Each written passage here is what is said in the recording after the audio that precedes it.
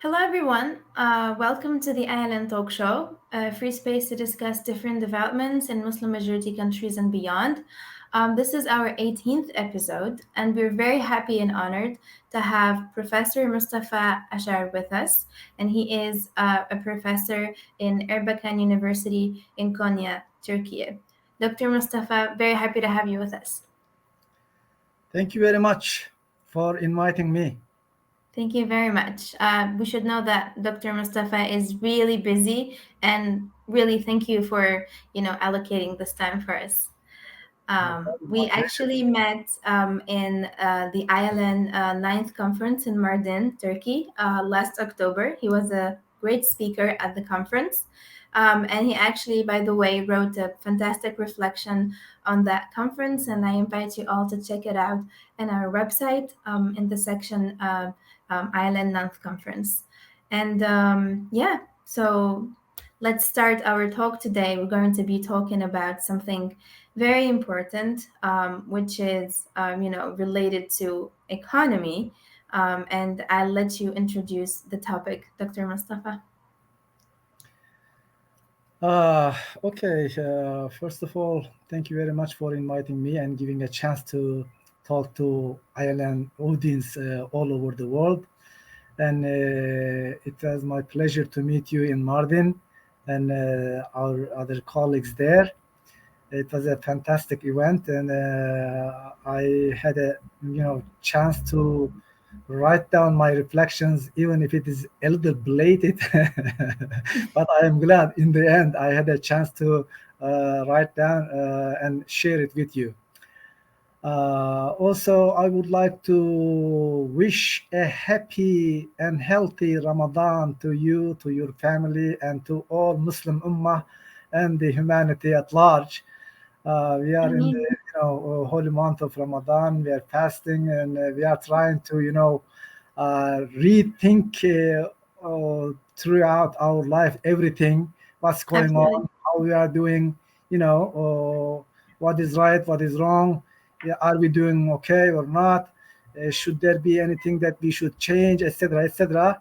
So I wish everybody has a chance to actually review, rethink, and restart, if you like, to their lives. Okay. What a beautiful introduction. Thank you for this.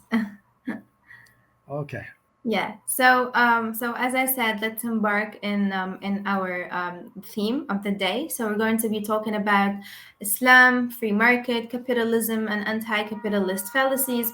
And as you mentioned in your reflection, for those who are going to read it, you were working on translating a book by a famous German intellectual. I'll let you pronounce the name because I really can't. I mean, I'm not good at German.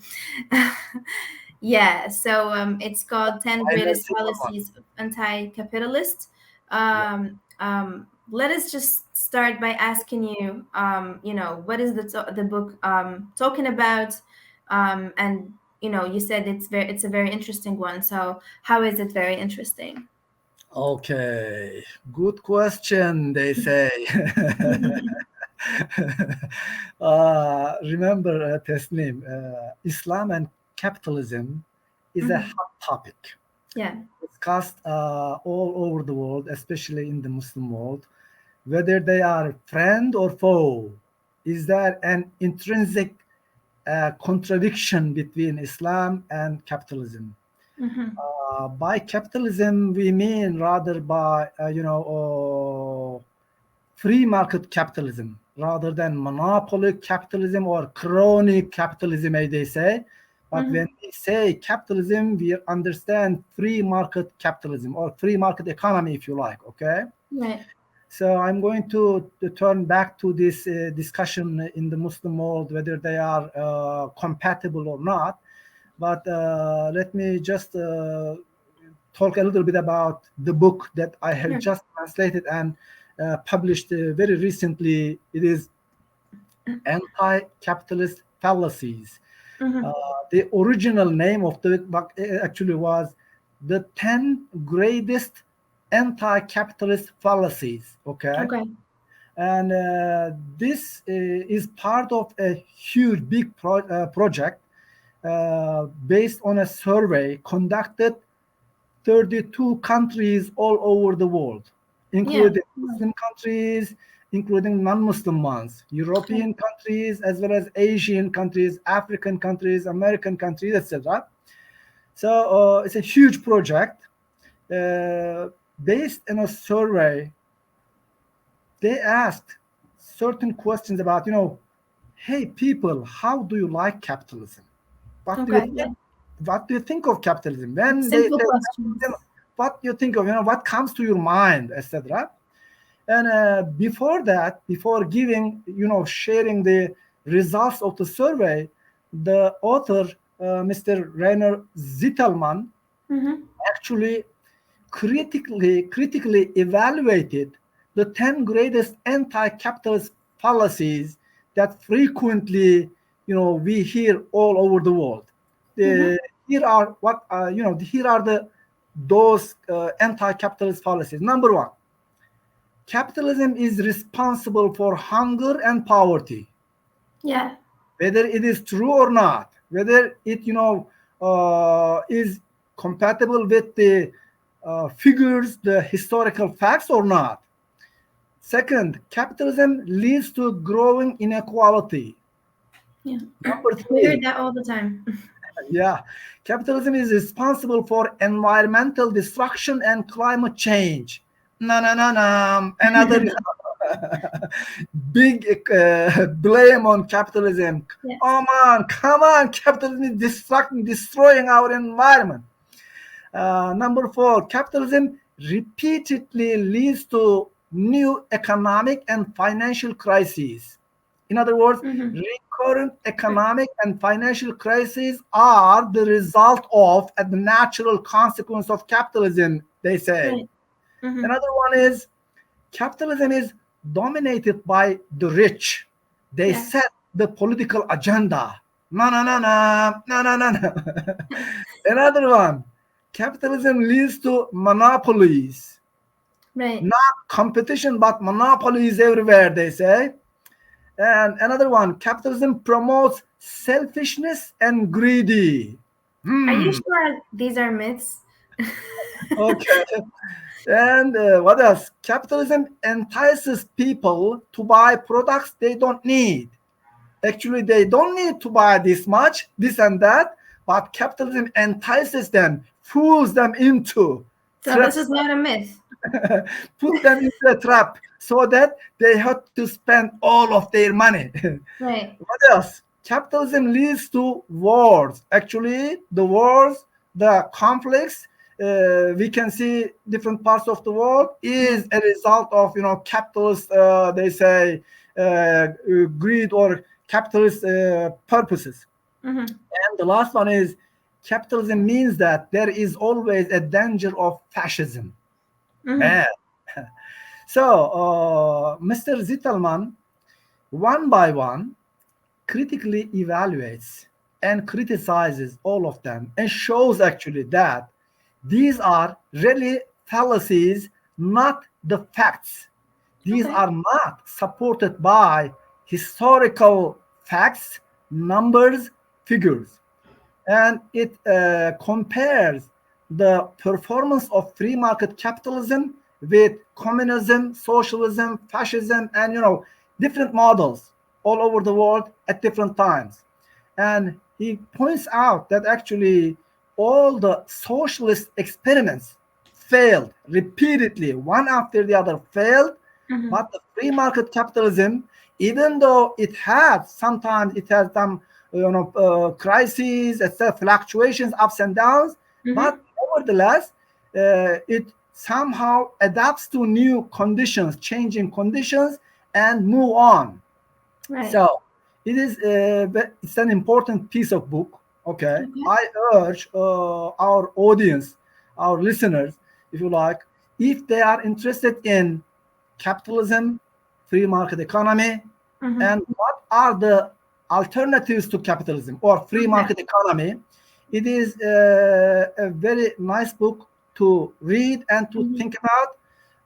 And also, it is very important for us to go over all of these fallacies so that when we come to talk about Islam versus capitalism, We know what Islam we're versus talking about. economy, if they are compatible or not, Okay. it is extremely important for us to have this accumulation of knowledge, to have these figures and the historical facts, so that we can actually make a better, more convincing analysis, right?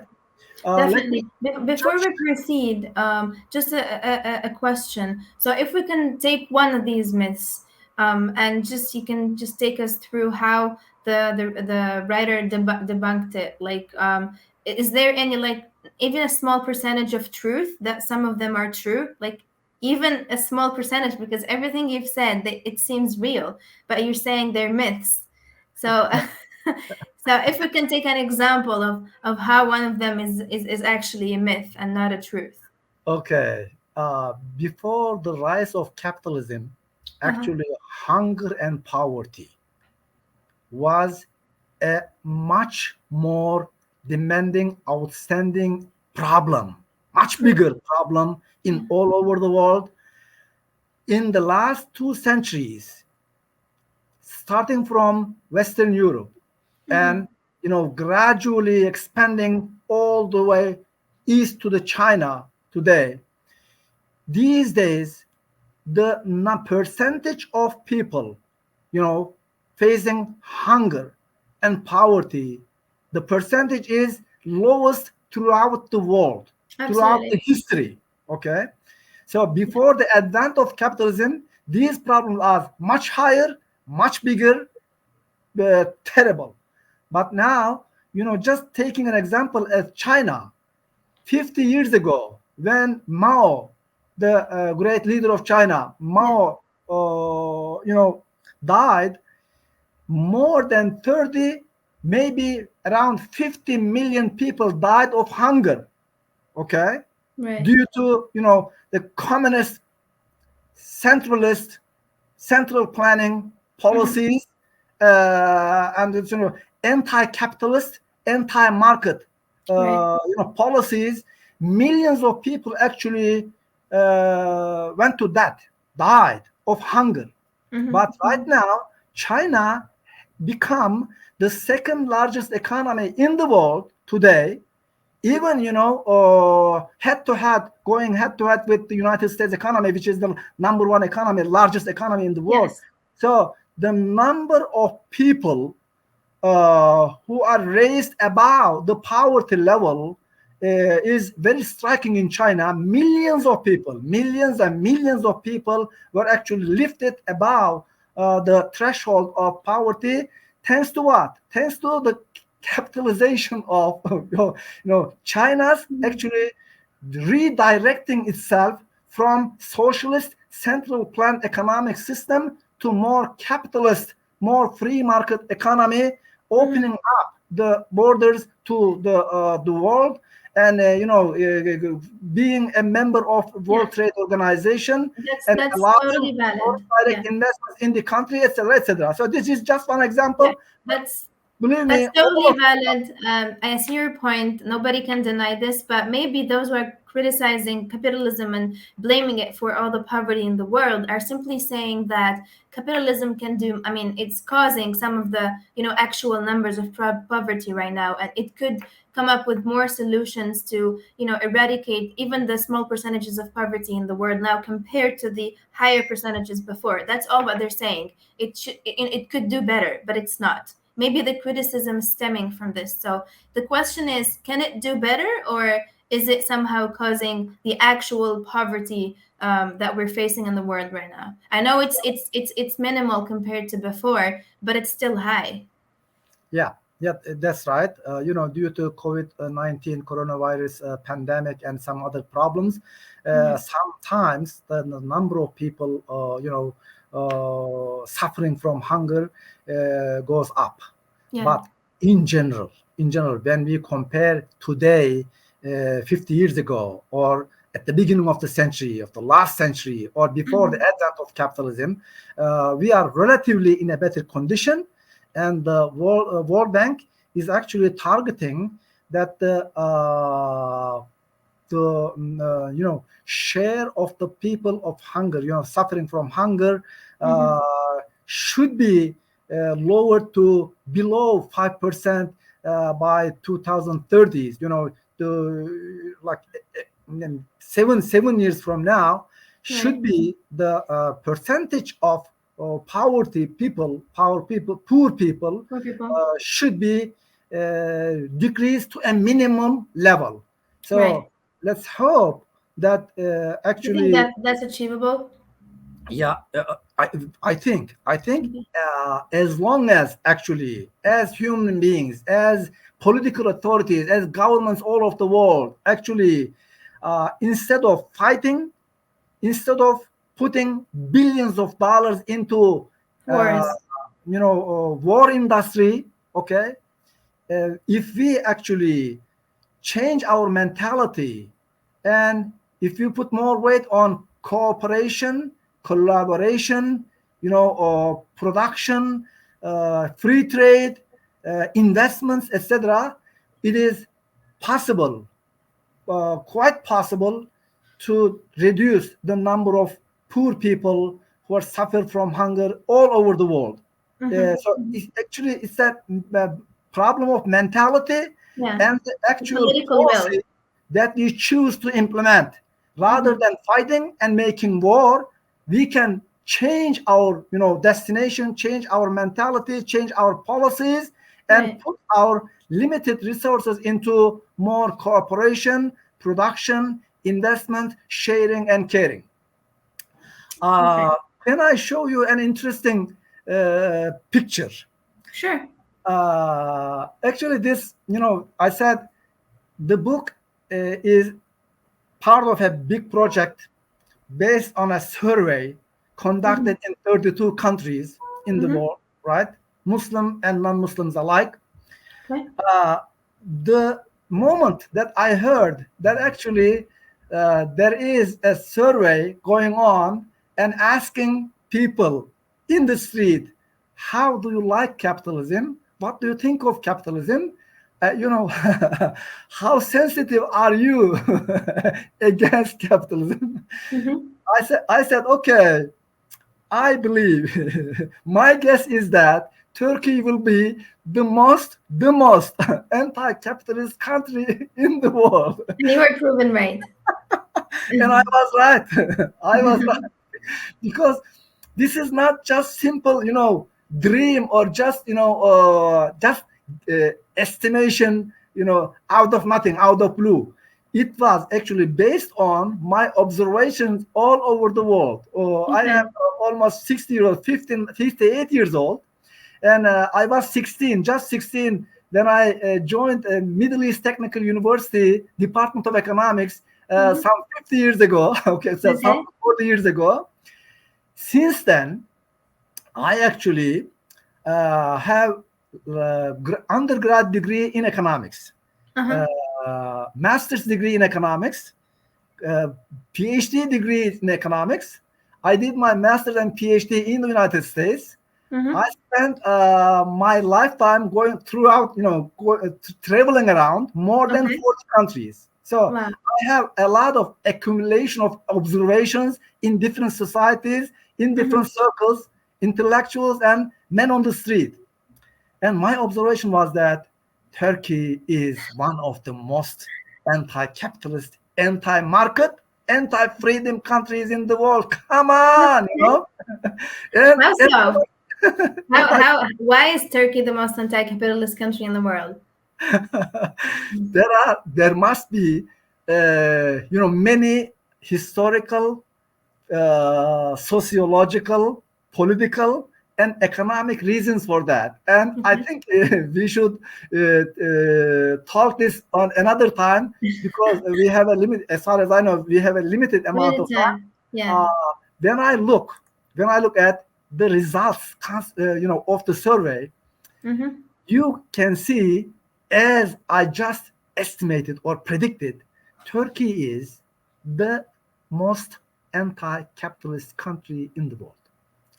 Poland is a former USSR country, former communist country. Yes. Right now, it joined the European Union. in the 2000s, 2004, it is the most pro-capitalist, not anti-pro-capitalist country in the world. USA, even United States coming after Poland. So there are among 32 countries, only 1, 2, 3, 4, 5, 6. Only 6 countries have been found to be pro-capitalist, right? Okay. 1, 2, 3, 4, 5, 6, 7. Only 7 out of 32 countries is neutral. Neutral. Neither pro nor anti-capitalist. It's Okay. somewhere in between. The Right. rest, the rest, all 19 out of 32 countries, that is, Or more than anti-capitalism. almost 2/3 of the countries in the world is against or anti-capitalist.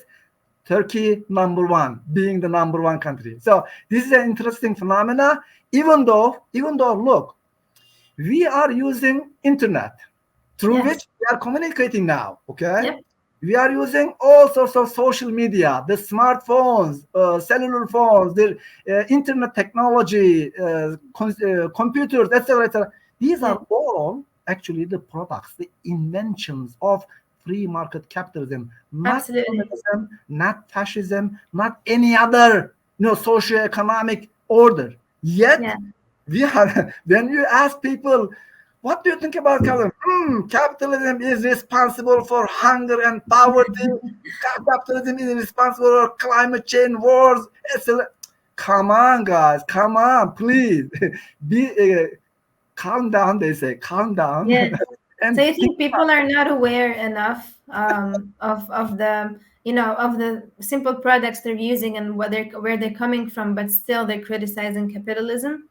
Do you think it's because of ignorance? good question. Unfortunately, colonialism, right?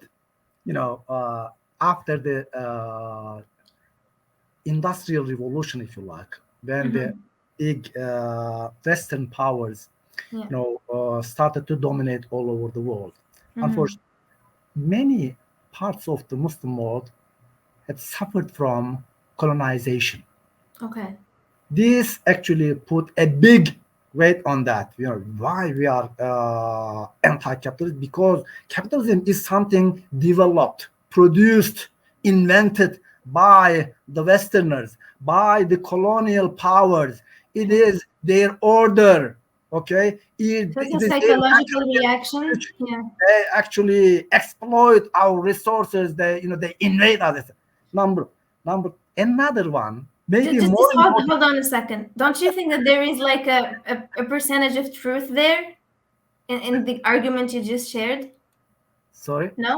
Is there Sorry. any percentage of truth in the argument you just shared that capitalism is invented by the colonial powers and they are, stealing our resources and stuff? No truth to that? Absolutely not. Okay. I'm When just trying to challenge you. Yeah. yeah, I don't have read the number right now, but in my opinion, as far as I can Mm-hmm. guess or estimate, the 3/4, 75% of the Muslim population all over the world thinks that capitalism is something invented by the Western colonial powers. And Hmm. this is one of the main sources of why we are against capitalism. But Right. let me add this. Actually, uh, anti-freedom, anti-free market mentality, anti-freedom mentality, anti-capitalist mentality, if you like, Mm-hmm. actually came from our background.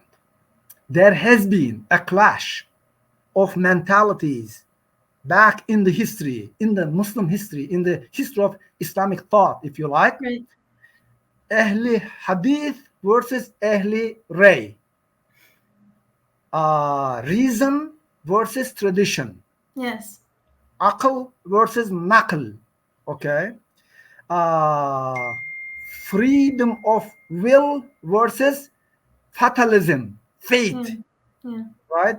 Using our rationality, reason, or just looking at what the earlier generations wrote about it.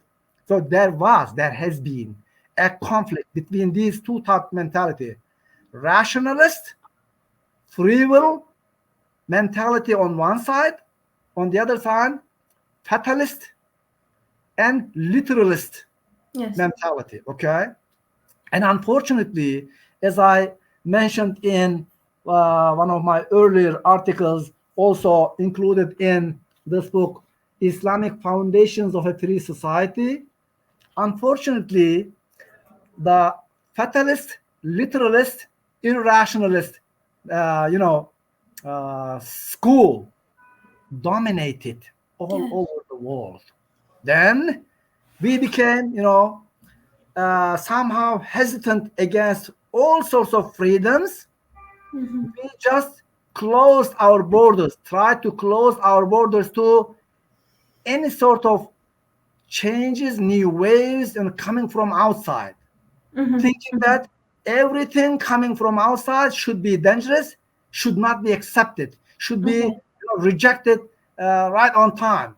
So this mentality also, that is actually the philosophical, intellectual, and mentality base of the reason why we are somehow against keep a long distance between free market economy today. And Mm-hmm. just to reiterate this, I have been thinking about whether free market capitalism or free market economy is contradicting or incompatible with Islam. Yeah, I was coming to that. As Yeah. ILN has been trying to do, actually, in my opinion, there is no intrinsic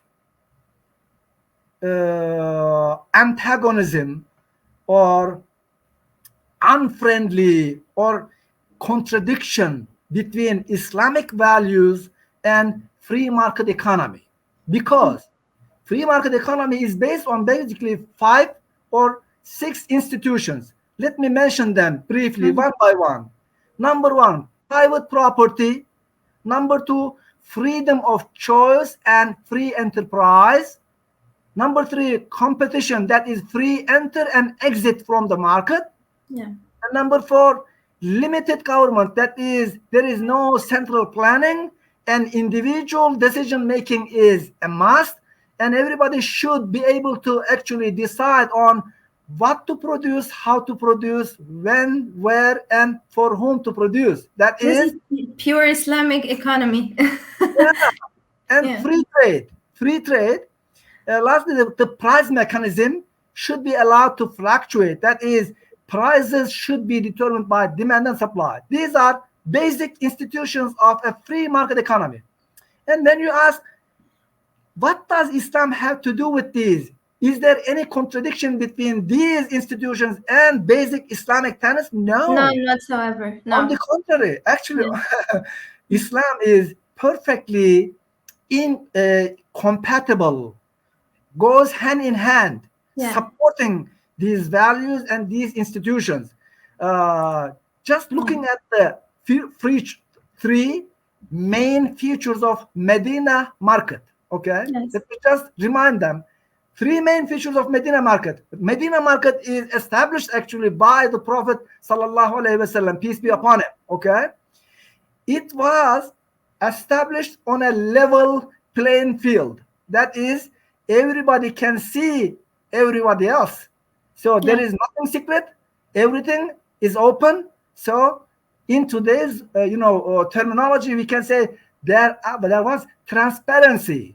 Yeah. Everybody was able to see what's going on. Number two, there was no fixed allocation of any corner of the market. Today, you came earlier than myself and you get this corner. But next week, who knows? I can come earlier than you and there is mine. So Yeah. there is no fixed particular places allocated to any particular person. That is, there is no monopoly. There is Mhm. competition. The marketplace open to free entry and free exit. Okay. Number three, prices were not fixed. Okay, It can fluctuate. and the fluctuating prices, going down or up depending on the market conditions, that is demand and supply. Once upon a time, Sahaba, some of the companions actually complained about prices going up and asked the Prophet sallallahu alaihi wasallam to fix the prices. After contemplating 3 days, he came out and said, "No, I have no right to do that. I cannot fix the prices. Prices are determined by God," he said. And said, "I don't want to go in the hereafter, in the day of judgment, because of fixing the prices, causing harm to any one of you." Okay?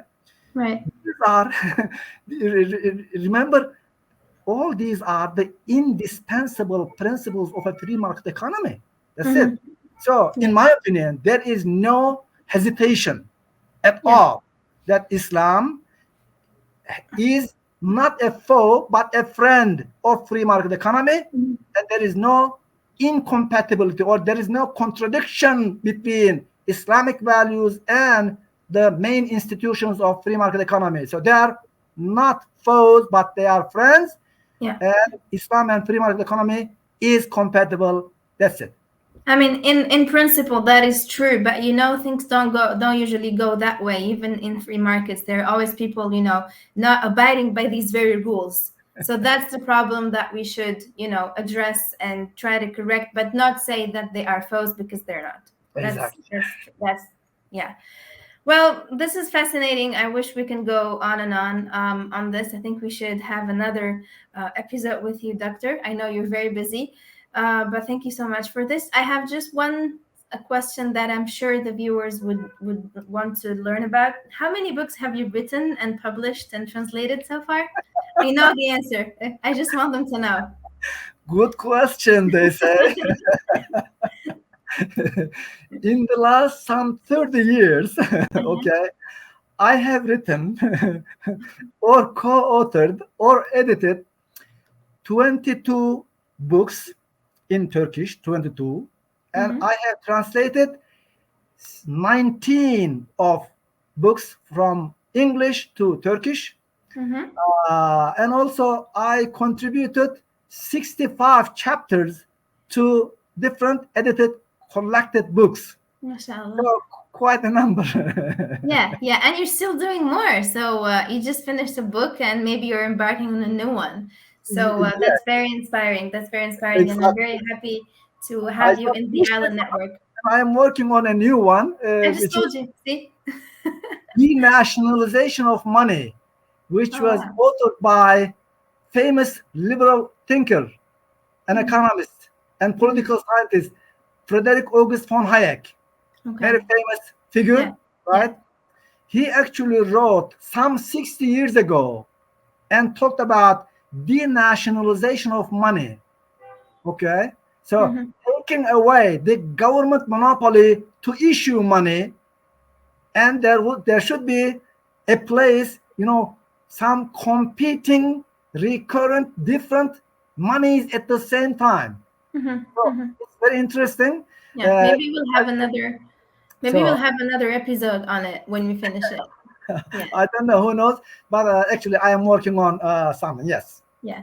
Okay, Doctor, thank you very much. We're very happy to have had you with us today, and looking forward to hosting you again in the ILN Talk Show and meeting you again in future ILN conferences. Thank you very Thank you very much. much. Thank you very much, and I wish my best to all the audience, and happy Ramadan again to all. Yeah, Ramadan Kareem. Thank you very much. Goodbye.